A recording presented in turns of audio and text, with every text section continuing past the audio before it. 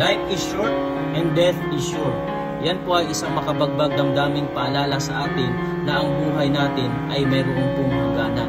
Yan po ay katotohanan na hindi alam ng karamihan.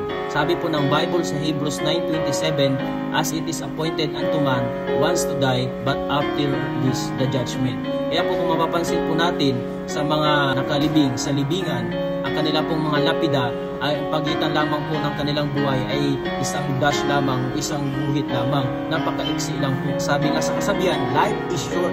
Kaya ang tanong po mga kaibigan, kung sakaling dumating ang punto ng ating buhay na tayo bawian na ng buhay ng Panginoon, saan kaya pupunta ang ating kaluluwa? At ang Bible po nagtuturo na maaaring dalawang lugar ang puntahan ng kaluluwa ng tao, langit at impyerno. At ang pinakalooban sa atin ng Panginoon ay ang lahat ng tao mapunta sa langit. Sa 2 Peter chapter 3 verse 9, the Lord is not slack concerning His promise, as some men count slackness, but